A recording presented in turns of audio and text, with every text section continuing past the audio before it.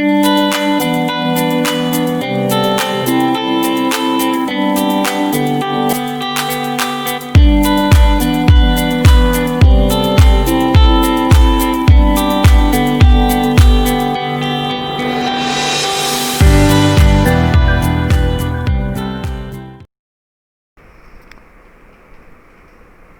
all to the course of Data Communication Networking, B7 semester, Electronics and Communication Engineering. Up to now, we have completed 6 units. Today onwards, we start our new unit called as a transport layer. So, why we study the transport layer? Let's discuss first. The transport layer is responsible for process-to-process delivery of an entire message. A process is an application program running on the host, whereas the network layer oversees source to the destination delivery of an individual packets. It does not recognize any relationship between those packets. It treats each one independently, as though each piece belongs to the separate message, whether or not it does. The transport layer, on the other hand, ensures that the whole message arrives intact and in order, overseeing the both error control and the flow control at the source to the destination layer. So we can say that the transport layer is responsible for the delivery of the message from one process to another process. Computer often runs several programs at the same time.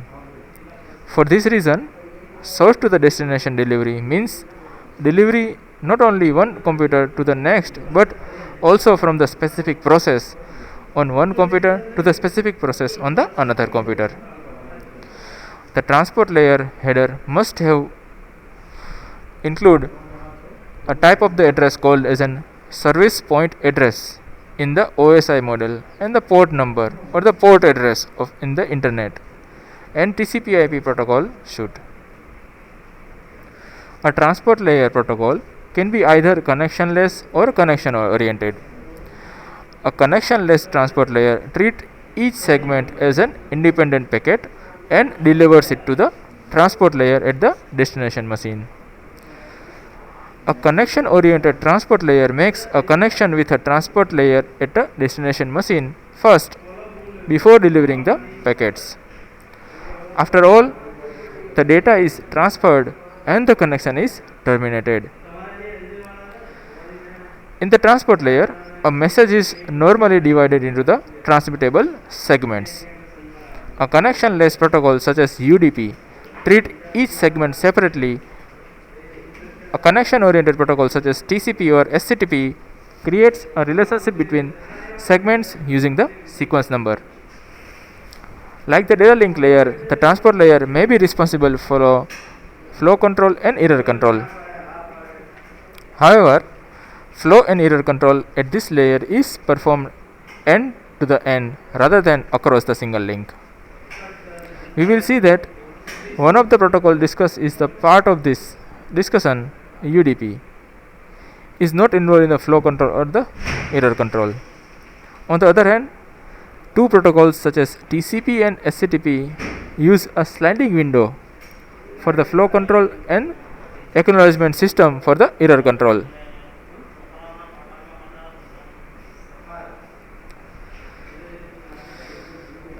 So, we begin this chapter by giving a rationale for the existence of a transport layer, the need for the process-to-process delivery.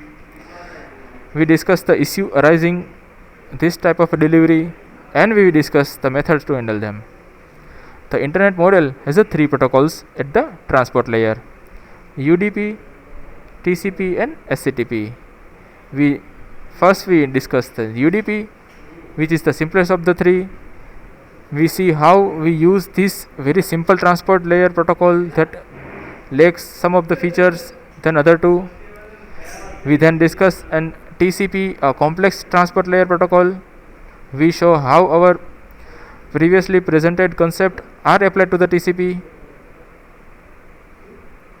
Okay, so let's start our discussion with process to process delivery. A data link layer is responsible for delivery of a frames between two neighbors, just like our node over a link. This is called a node to node delivery. The network layer is responsible for delivery of a datagrams between two hosts. This is called as a host to host delivery. Communication on the internet is not defined as an exchange of data between the two nodes or between the two hosts. Real communication takes place between the two processes. We need process to process delivery. However, at any moment, several processes may be running on the source host and the several on the destination host. To complete the delivery, we need a mechanism to deliver the data from one of these process running on the source host to the corresponding process running on the destination host. Okay. The transport layer is responsible for process to process delivery, the delivery of the packet, a part of the message from one process to the another. Two process communication in a client server relationship we will see later. A figure shows these three types of deliveries and their domains. First is process to process, next is host to host, and after the node to node. Okay, so three types of delivery. So we can say that a transport layer is responsible for process to process delivery.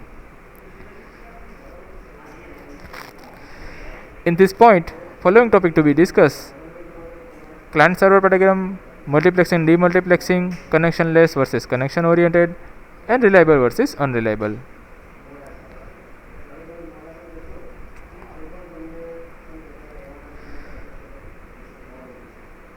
So you can see in this figure there is a process to process communication in which the three types of data deliveries, just like node to node at our data link layer, host to host delivery at a network layer, and process to process at a transport layer. It is very easy to understand with this help of the figure. Next is a client server paradigm. Although there are several ways to achieve the process to process communication, the most common one is through the client server paradigm.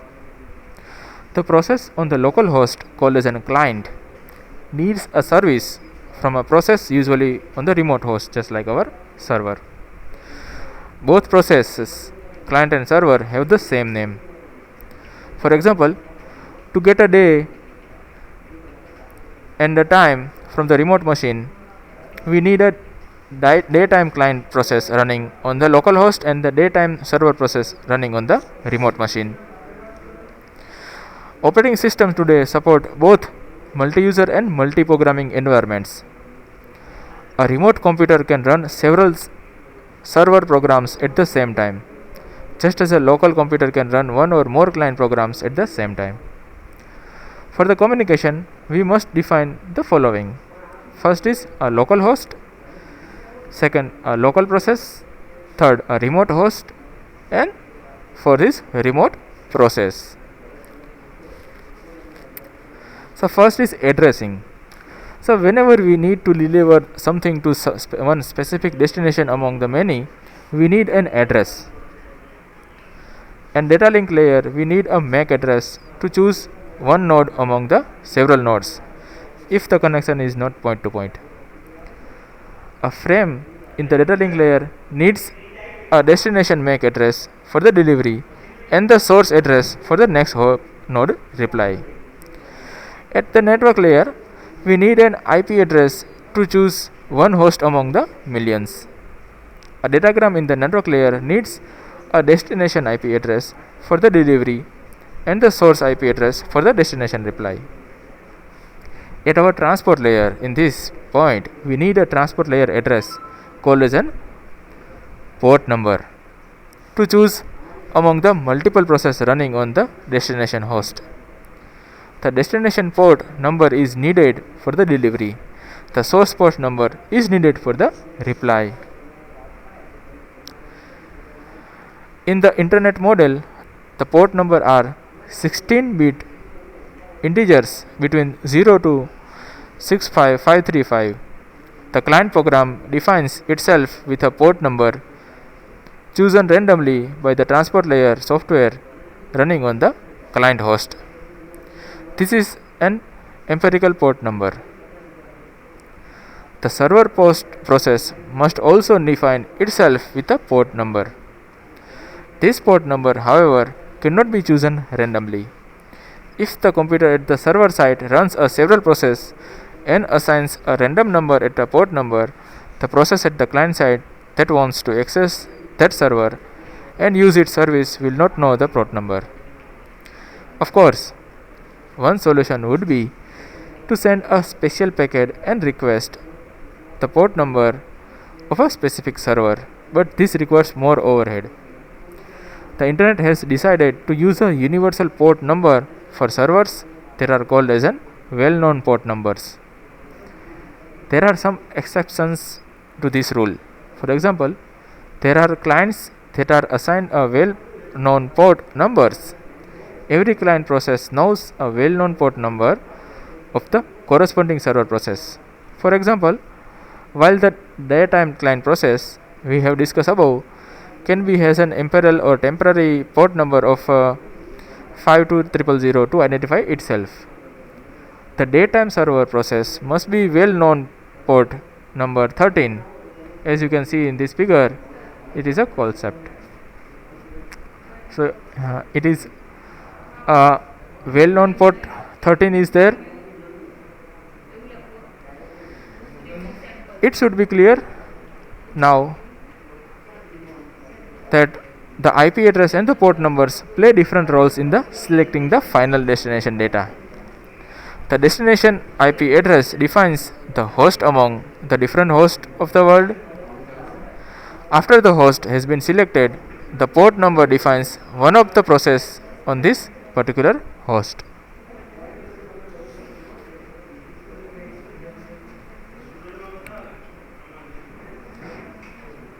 Fine. So in this figure you can see a transport layer header have a 13, an IP address selects a host which have a 13 port number and which delivers the packet. Next is IANA ranges.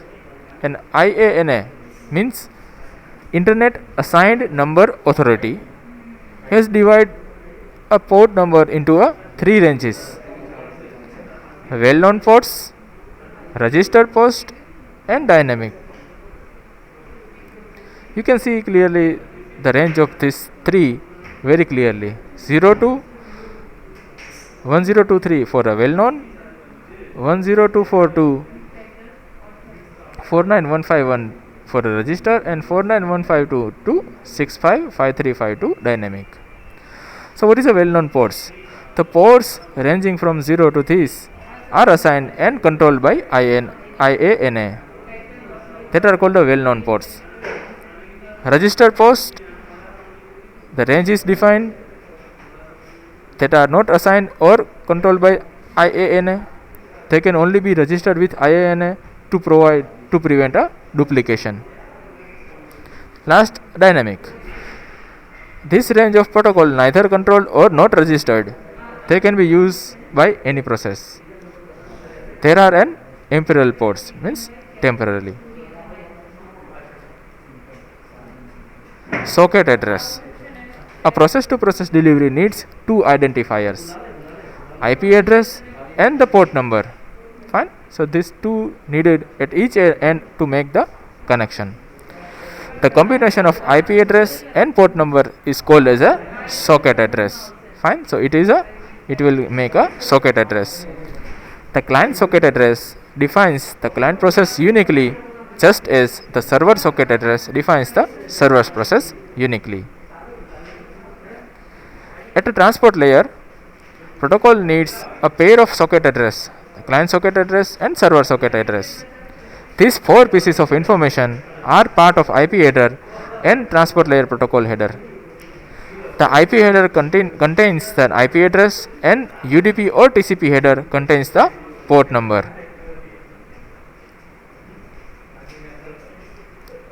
Next is multiplexing and demultiplexing. The addressing mechanism allows multiplexing and demultiplexing by the transport layer as shown in this figure. So it is a multiplexing and it is a demultiplexing. Reverse processes there. Processes, multiplexer and IP, then IP, demultiplexer and processes. A multiplexing. At the sender side, suppose it is a sender side, there may be a several process that need to be send a packets. However, there is only one transport layer protocol at the time. This is many to one relationship and requires a multiplexing. Fine. The protocol accepts messages from the different processes differentiated by their assigned port numbers. After adding the header, the transport layer passes the packet to the network layer. Demultiplexing. At the receiving side, suppose it is our receiving side, the relationship is one to many and requires the demultiplexing. The transport layer receives datagrams from the network layer. After error checking and dropping of the header, the transport layer delivers each message to the appropriate process based on the port number.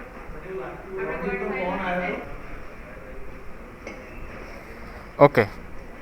Next is a different comparison between different features. First we consider a connectionless versus connection oriented services. A transport layer protocol can either be connectionless or connection oriented protocol. In the first, connectionless services. In connectionless services, the packets are sent from one party to the another with no need for connections establishment or connection release. The packets are not numbered. They may be delayed or lost or may be arrive out of the sequence. There is no acknowledgement either. We will send shortly that one of the transport layer protocol is in the internet model UDP is connectionless. So what is the connection oriented services?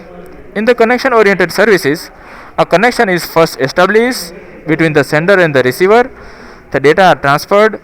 At the end, the connection is released. We will see shortly that TCP and HTTP are connection oriented protocols.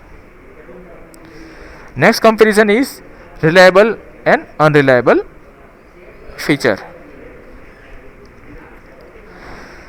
The transport layer service can be reliable or unreliable. If the application layer program needs reliability, we use a reliable transport layer protocol by implementing flow and error control at the transport layer. This means a slower or a more complex services.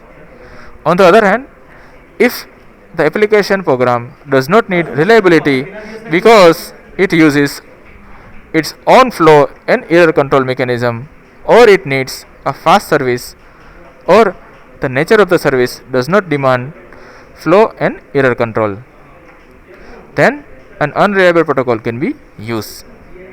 In the internet, there are three common different protocols for the transport layer, as we have already mentioned. A UDP is a connection and unreliable. TCP and HTTP are connection oriented and reliable. These three can be respond to the demands on the application layer programs. On the other hand, one question often comes in the mind: if the data link layer is reliable and has a flow and error control, do we need this at the transport layer too? The answer is yes. Reliability at the data link layer is between the two nodes. We need reliability between the two ends.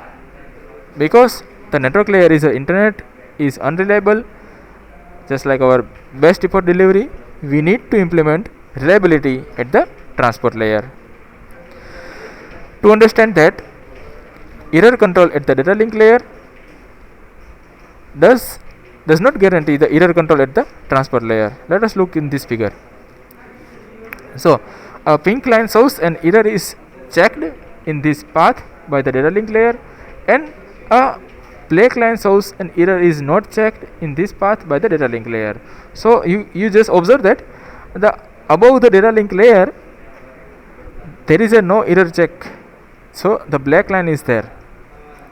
after the or from the data link layer there is a error check, so pink lines goes in this direction. Fine.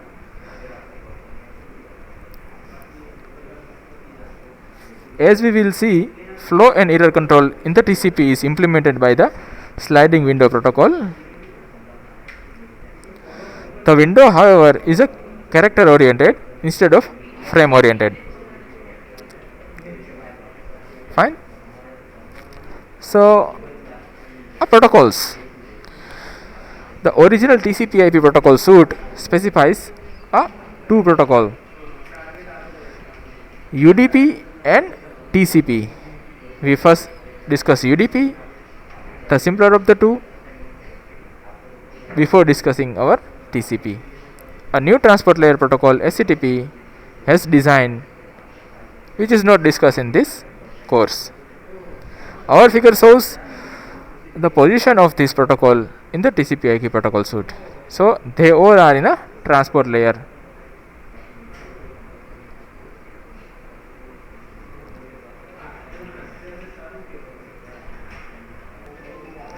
So we end our session over here.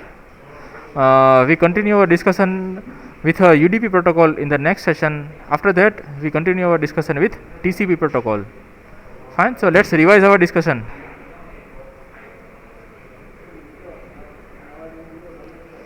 First, we introduce a transport layer. After that, a process to process delivery is explained.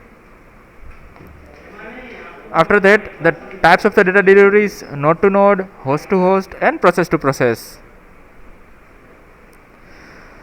What are the four parameters needed for a client server paradigm? Local host, local process, remote host, and remote process. After that, we have defined a port number for each process. After that, how our IP selects a port number from our destination. Then we have defined an IANA ranges in which a well-known, registered, and dynamic ports are there. We have defined a socket address, which is a combination of IP address and port number. Then we go for a multiplexing and demultiplexing at server and a receiver or a client. After that, we have compared a connection-less and connection-oriented services, and also compared a reliable and unreliable services. We have seen which layer have a error check in their fundamental, and after the data link or from the data link layer there is a error checking concept is there. At the end, we have seen various protocols which are available at our transport layer. So it is a question for you.